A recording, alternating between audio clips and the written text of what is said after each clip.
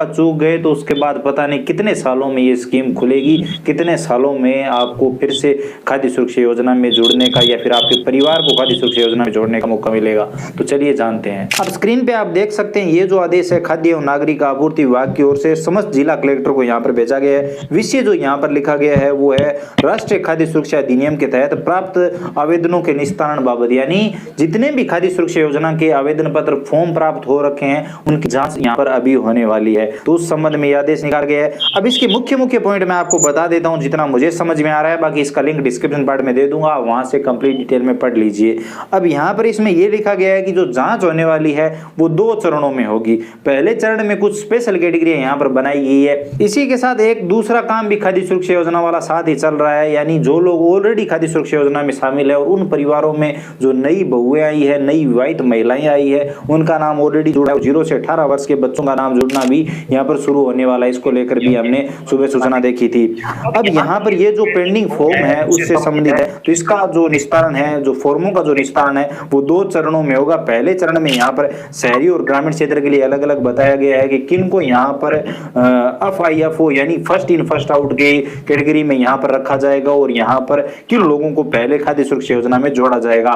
तो यहाँ पर ग्रामीण क्षेत्र की हम बात कर लेते हैं, शहरी क्षेत्र आप स्क्रीन पे देख सकते हो, मुख्यतः वही है। ग्रामीण क्षेत्र में यहाँ पर अंत्योदय परिवार, BPL परिवार, एकल महिलाएं, कचरा बीनने वाले परिवार, कुष्ठ रोगी, कुष्ठ रोग मुक्त व्यक्ति, आस्था कार्डधारी परिवार, इसी के साथ सिलिकोसिस रोग से ग्रसित व्यक्ति एवं परिवार, बहुविकलांग एवं मंदबुद्धि व्यक्ति, पालनहार योजना के अंतर्गत लाभार्थी बच्चे व पालनहार परिवार, निसंतान वृद्ध दंपति और वृद्ध दंपति जिनके केवल दिव्यांग संतान है।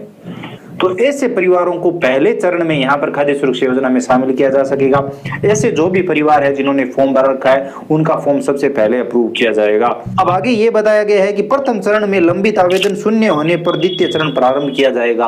यानी पहले चरण में जितने भी लोग यहाँ पर शामिल किए गए उन सबका जब फॉर्म अप्रूव हो जाएगा तब आगे सेकंड चरण शुरू होगा और बाकी जो समावेश की श्रेणियां हैं उनमें जो लोग आते हैं उनको यहाँ पर शामिल किया जाएगा।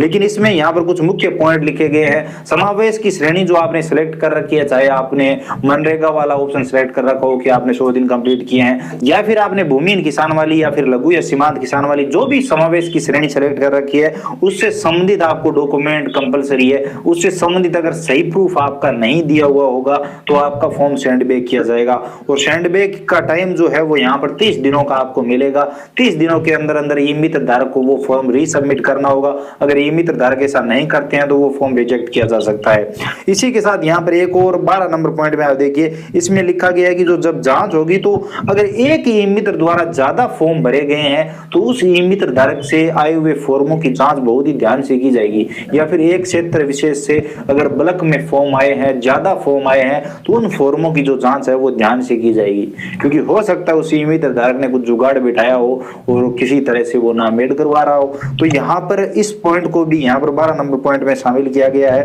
और यहाँ पर जांच कैसे होनी है, क्या होना है, वो सब यहाँ पर अलग अलग पॉइंट में बताया गया है।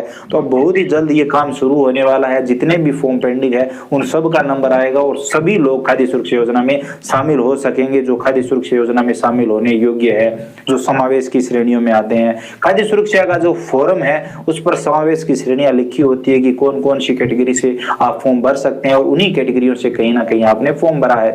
अब यहाँ पर बहुत सारे लोगों ने श्रमिक कार्ड से फॉर्म लगा रखा है, तो कहीं ना कहीं उनके पास भी मौका है क्योंकि वो भी समावेश की श्रेणी में आते हैं और इससे संबंधित बहुत सारे लोग जानना चाहते थे कि क्या हमारा फॉर्म अप्रूव होगा।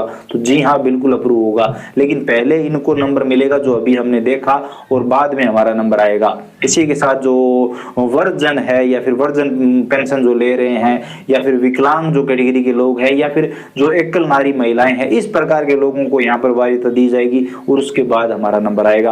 वीडियो अगर आपको इन्फॉर्मेटिव लगा है तो लाइक करिए, अपने दोस्तों के साथ शेयर करिए, चैनल पर नए हो तो सब्सक्राइब करके बेल आइकन प्रेस कर लीजिए, क्योंकि मैं भी ई मित्र धारक हूँ और मैंने भी काफी सारे फॉर्म भर रखे हैं। जैसे जैसे हमें पता चलता जाएगा कि किस तरह से फॉर्म अप्रूव हो रहे हैं, किस तरह से यहाँ पर जांच की जा रही है और किन लोगों के फॉर्म अप्रूव हो रहे हैं, क्या करना होगा, तो वो सब हम आपको बताते रहेंगे इसी चैनल की मदद से। तो चैनल को सब्सक्राइब करिए, घंटी का बटन दबाइए ताकि आने वाले सभी वीडियो आप सबसे पहले देख पाएं। इसके अलावा अगर आपके मन में कोई भी सवाल सुझाव है, आप कुछ भी जानना चाहते हो, बताना चाहते हो तो बेझिझक कमेंट सेक्शन में लिखिए, हम जरूर बात करेंगे। चलिए मिलते हैं अगले वीडियो में नई अपडेट के साथ। तुम लोग ड्राइविंग लाइसेंस बनाने के लिए कहाँ जाते हो?